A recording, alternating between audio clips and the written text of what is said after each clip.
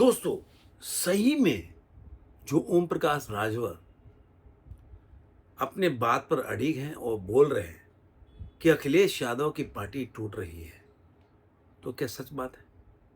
और ये ऐसा बात नहीं है कि केवल ओम प्रकाश राजभर ही बोल रहे हैं।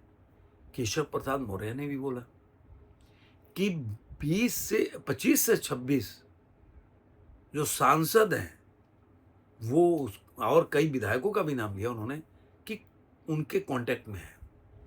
आगे निषाद पार्टी के जो हैं, उन्होंने भी बोला कि जो समाजवादी पार्टी में हिंदू बिलीव के मानने वाले लोग हैं, जो सनातन संस्कृति को मानने वाले लोग हैं, वो लोग कांटेक्ट में हैं। क्या है सच्चाई?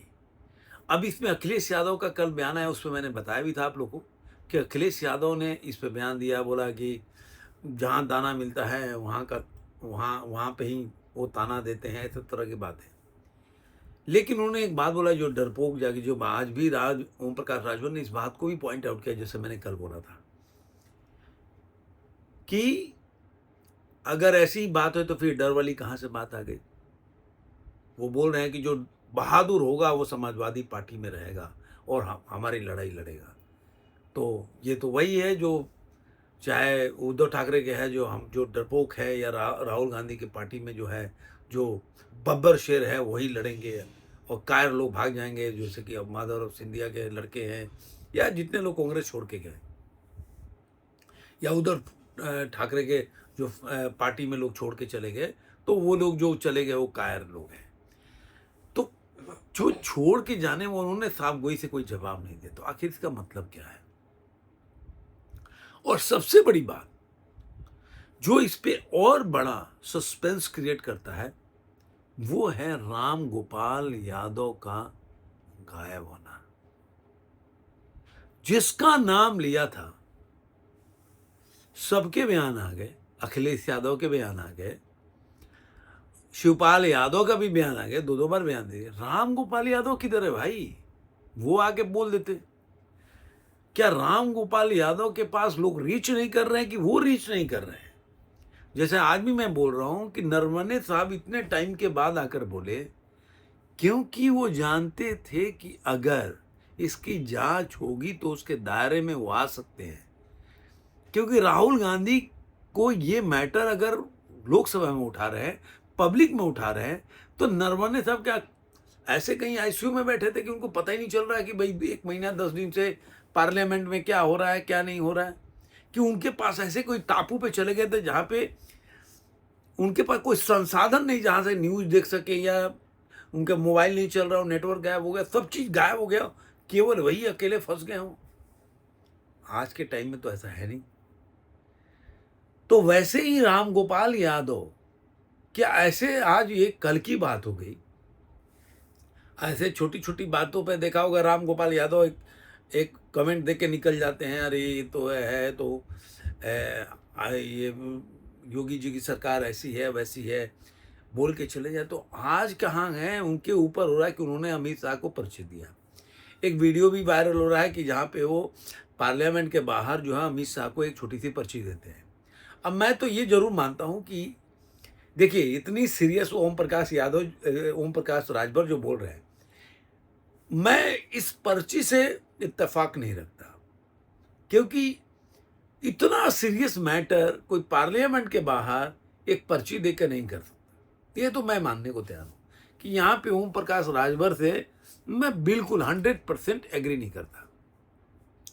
क्योंकि ये सब बातें जो होती है बड़ी बड़े 5 स्टार होटल में, या ऐसे जगह इनकी डीलिंग होती है, बातचीत होती है जहाँ पे लोगों को हवा न लगे। और ये कोई वो थोड़ा जो है कि भाई शादी ब्याह में 4 और मेरे को वो दिला देना, कोई सामान और मंगा लेना, दो बोरे आटा मंगा लेना, 2 बोरे प्याज मंगा लेना कि आपने पर्ची पकड़ा दिया, या ये पर्ची है मेरे भतीजे का है, जरा किसी को फ़ोन करवा दीजिएगा, ऐसा तो है नहीं। उसके लिए भी लोग ऑफिस में जाते हैं। ये शादी ब्याह में बोरे का आटा वो पानी वो कम हो गया तो उसके लिए चलो रास्ते में पर्ची दिलाते चले गए कि इसके लिए ऑफिस में क्यों वेट करना। लेकिन ये इतना बड़ा मुद्दा है कि 25 से 26 एमपी हो और उसके लिए पार्लियामेंट के बाहर में पर्ची पकड़ा रहा, ये तो डाइजेस्ट नहीं हो रहा है। लेकिन ये भी डाइजेस्ट नहीं हो रहा है कि राम गोपाल यादव इतना चुप क्यों है भाई, ये भी डाइजेस्ट नहीं हो रहा है। तो भले ही वो बोल रहे हो कि पर्ची वहां पे पकड़ा है और लोग मान रहे हैं कि पार्लियामेंट के बाहर जो पर्ची पकड़ा है वही पर्ची है, लेकिन मैं ये मानता हूं अगर उनकी बात सच भी हो तो वो यहाँ पे नहीं, कहीं और डील हुआ हो, कहीं और बातचीत हुई होगी। इतना सीक्रेट मीटिंग का मतलब पब्लिक प्लेटफॉर्म पे तो होगी नहीं, क्योंकि मीडिया से लेकर हर लोगों, और ये छोटा मोटा है उसके, ये आप हमारे साथ हैं और चल दो, कोई परवल थोड़े ना है। सब बैठेगा कि वहाँ बैठ के कि हमें क्या चाहिए, हम किस शर्तों पे वहाँ आएंगे और क्या क्या करना होगा, ये सब बैठ के डिस्कशन होगा ना, ऐसे थोड़े ना हो जाएगा। लेकिन अब कहावत यही है कि जहाँ पे आग होगा वहीं धुआं उठेगा, अगर धुआं है तो कुछ ना कुछ तो होगा ही। तो अब ये रूमर है क्या है ये पता नहीं है, लेकिन सस्पेंस तो है। सस्पेंस इसलिए बढ़ता जा रहा है कि उसके 3 कारण हैं।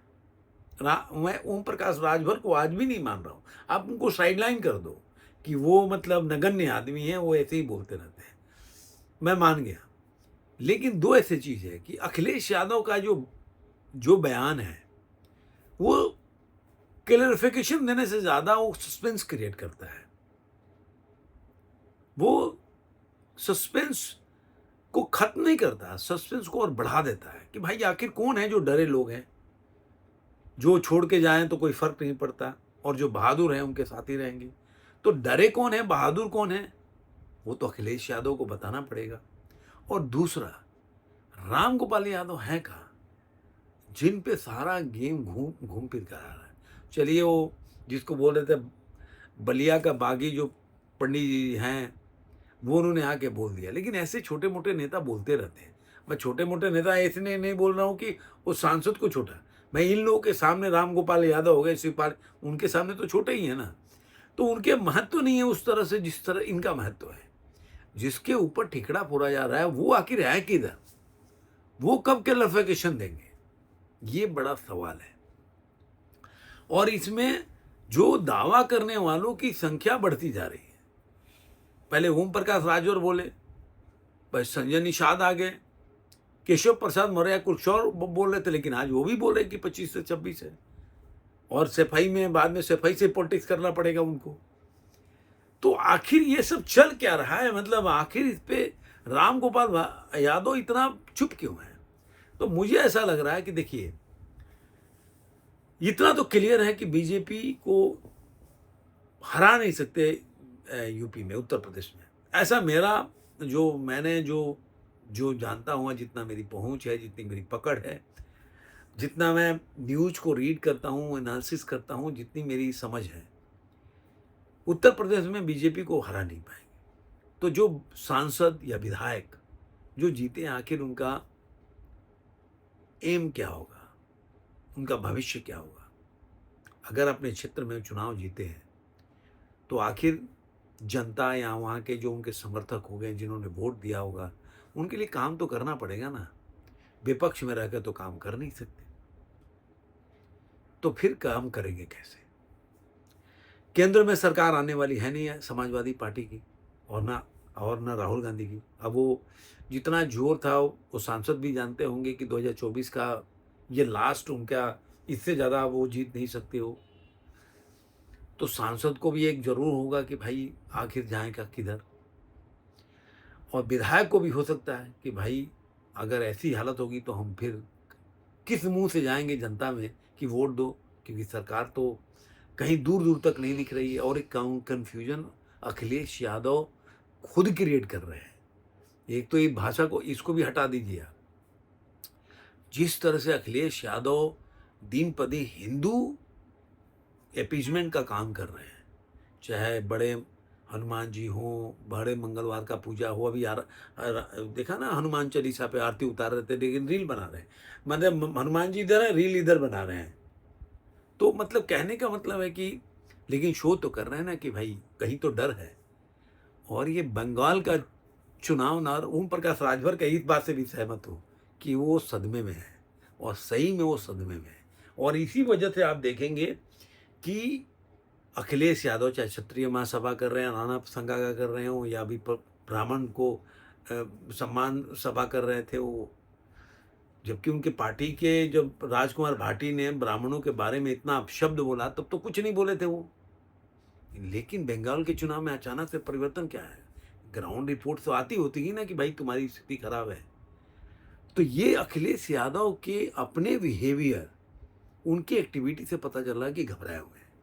तो अगर वो घबराए हुए हैं तो उनके सांसद विधायक तो समझ रहे होंगे ना जमीन पे हकीकत क्या है, कि कि हकीकत ये है तो नेता भी घबराया हुआ है तो वो भी घबराए होंगे। तो ये बहुत बड़ा कारण हो सकता है कि जिसकी वजह से पार्टी में सही में एक खलबली या ऐसे हलचल चल रही होगी। अब ये कितनी बड़ी होगी, कब होगी, कितने लेवल पे टूटेगी, तो आने वाले वक्त में बताएगा। तो देखते हैं, हम भी इंतजार कर रहे हैं। आपको ये एनालिसिस कैसा लगा जरूर बताइएगा और कमेंट करते रहिए। धन्यवाद।